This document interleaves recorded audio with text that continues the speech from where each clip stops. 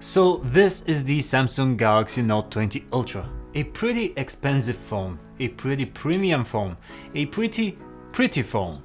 It's been out for over a month now and I've been using it as my daily driver. And there are things that I love about it and things that continuously bother me about this phone. So is it worth it? Let's talk about the Note 20 Ultra's design. It's still as pretty as the day I first saw it. It looks clean, sharp and pristine, and that look just doesn't get old. The matte finish on the bronze color is kind of slippery in the hand, so if you want a device that sticks to your palm more, maybe go for the black or white versions. Yeah, they do collect more fingerprints, but they are definitely more grippy, like the Note 10 Plus I have here, so it collects a lot of grease, but it sticks to the hand nicely, while this is a bit more slippery, especially if you're cold or your skin is dry. Back to the Note 20 Ultra though, this camera bump is definitely not something that I got used to, not when holding the phone with the left hand, the right hand, or in landscape. For those reasons, the Note 20 Ultra is one of the phones which I put a case on more often than others. Which is kind of a bummer because this phone feels so great in the hand. The dynamic AMOLED screen on the Note 20 Ultra needs no introduction. It's a fantastic screen which has been praised left, right and center. I really have nothing to add to this discussion. It gets super bright, it gets super dark, it has very pretty colors and balanced temperature. It's an all-around pleaser. And yes, I have been using it with the 120Hz refresh rate non-stop and I am just loving it. It's kind of hard to get back to a 60Hz phone right now. I know that having the Note 20 Ultra display set to 120Hz forces you to be stuck at 1080p resolution. Ooh, terrible.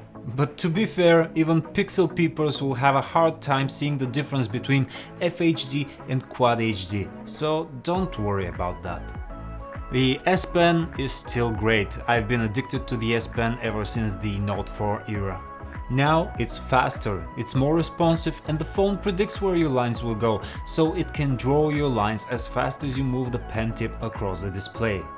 It's great for me. I don't draw, but I love taking notes by hand. When coming up with review or article ideas or composing music, the artistic chaos of scribbling uneven lines across a white canvas is always better for me than sterile typewriting. So the Note stays true to its name. It's a compact notebook which has all of my notes and it's always with me. Now these new air gestures where you wave the S Pen around to activate some certain functions and features, I'm not a fan. Maybe they would have some use if you have your phone docked or connected to an external monitor and you're trying to control it from a distance, but they are so clunky, inaccurate and hard to use that it's not worth the trouble.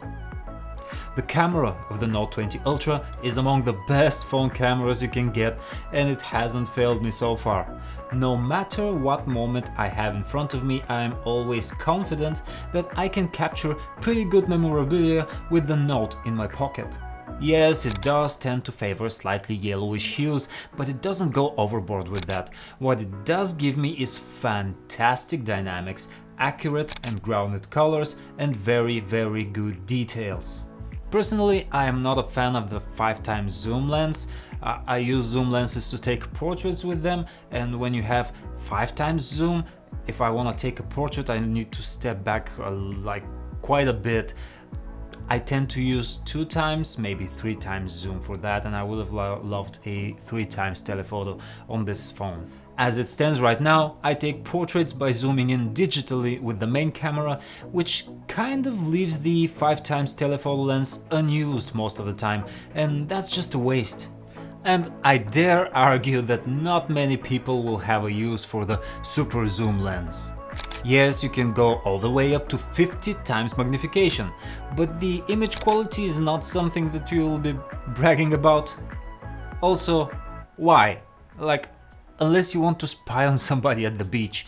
Why? Yes, you may go to the zoo or to a football game every once in a while and this will come in handy, but for most use cases I feel like the super zoom lens is one of those features that we pay for but we never actually get to use a lot. On that front, I really like the Galaxy Note 10 Plus better. Its telephoto lens is a 2x zoom, which I get to use more often, and it also doesn't have a crazy camera module sticking way out of the body. When it comes to performance, of course the Note 20 Ultra is a beast, and mind you, I have the Exynos 990 here, not the Snapdragon 865 Plus, which is sold in the US. I use the phone for social media binging, Netflix, S Pen jotting, pictures, slight image editing and a bit of gaming. It has not failed me on a single front. I also like that the Note 20 Ultra can connect and stay connected to my DualShock controller for some more serious gaming.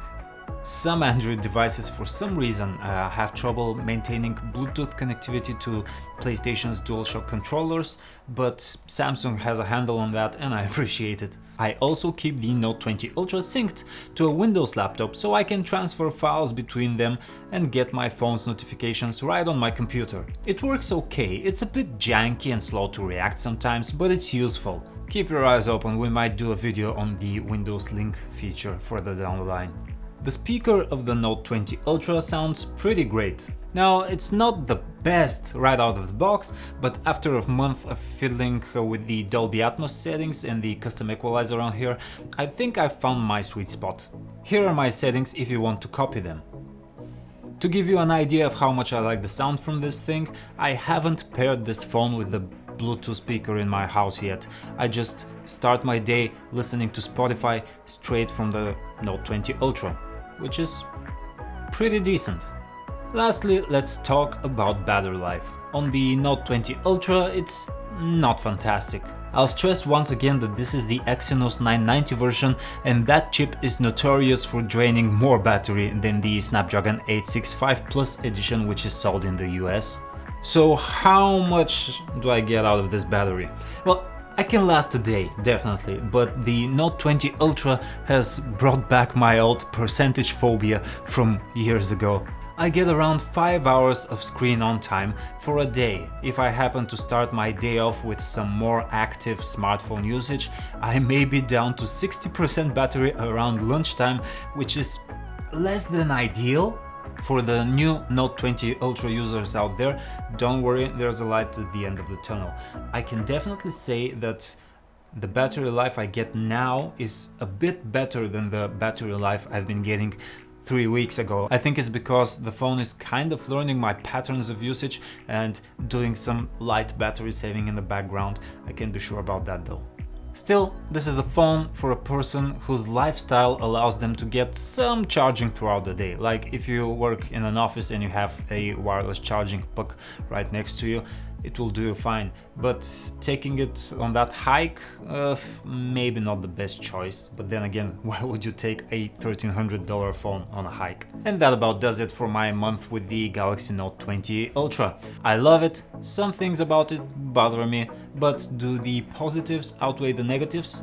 I think so. Maybe I would skip it for $1,300, but let's be honest, Samsung phones very often have deals and offers running on them, so if you can find this for 1K, it's definitely a solid purchase. What do you think about the Galaxy Note 20 Ultra? Let us know in the comments down below, don't forget to drop a like, maybe subscribe, and I'll see ya next time.